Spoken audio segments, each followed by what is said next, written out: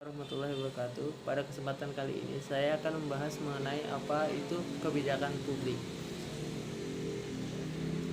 Kebijakan publik adalah serangkaian tindakan atau kegiatan yang diusulkan oleh seseorang atau kelompok atau pemerintah dalam suatu lingkungan tertentu di mana terdapat hambatan-hambatan atau kesulitan-kesulitan dan kemungkinan-kemungkinan di mana kebijakan tersebut diusulkan agar berguna dalam mengatasinya untuk mencapai tujuan yang dimaksud.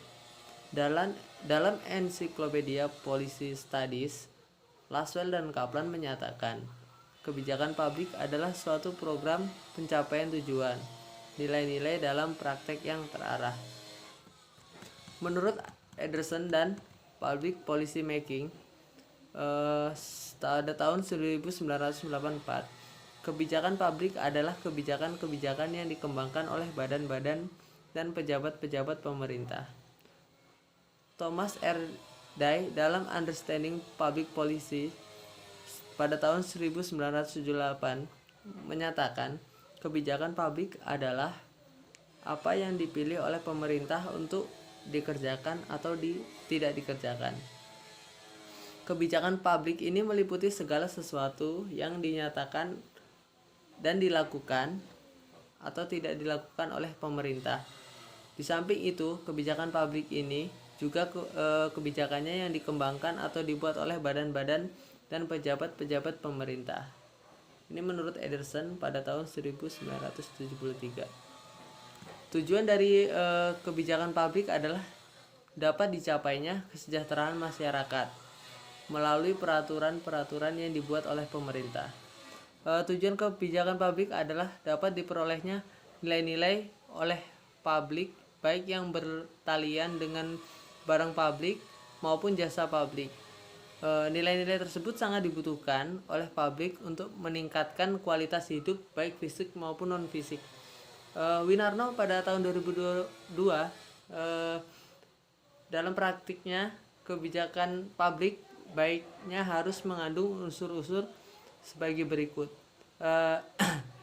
Yang pertama, kebijakan selalu mempunyai tujuan atau berorientasi pada tujuan tertentu.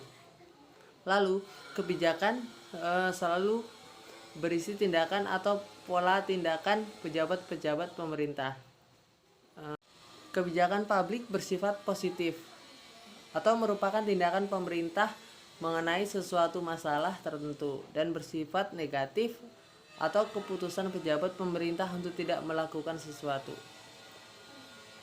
Kebijakan publik positif selalu berdasarkan pada peraturan perundangan tertentu yang bersifat memaksa, otoritatif. Lalu kebijakan publik dapat dibagi menjadi 3 kelompok, yaitu kebijakan publik makro. Kebijakan publik yang bersifat makro atau umum, atau dapat juga kita katakan sebagai kebijakan yang mendasar. Contohnya, yang pertama itu Undang-Undang Dasar Negara Republik Indonesia. Yang kedua, undang-undang atau peraturan pemerintah pengganti undang-undang. Yang ketiga itu peraturan pemerintah. Lalu peraturan presiden, peraturan daerah. Dalam pengimplementasiannya, kebijakan publik makro dapat langsung diimplementasikan. Yang kedua itu ada kebijakan publik meso. Kebijakan publik yang bersifat meso atau yang bersifat menengah atau yang lebih dikenal dengan penjelas pelaksanaan.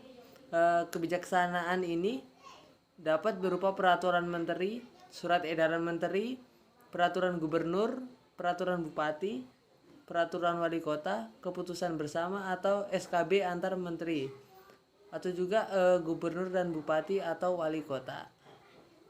Yang terakhir itu ada kebijakan publik mikro. Kebijakan publik yang bersifat mikro mengatur pelaksanaan atau implementasi dari kebijakan publik yang di atas. Bentuk kebijakan ini misalnya peraturan yang dikeluarkan oleh aparat-aparat publik tertentu yang berada di bawah menteri, gubernur, bupati, dan wali kota. Mungkin ini saja yang dapat saya jelaskan pada kesempatan kali ini. Kurang lebihnya mohon maaf. Assalamualaikum warahmatullahi wabarakatuh.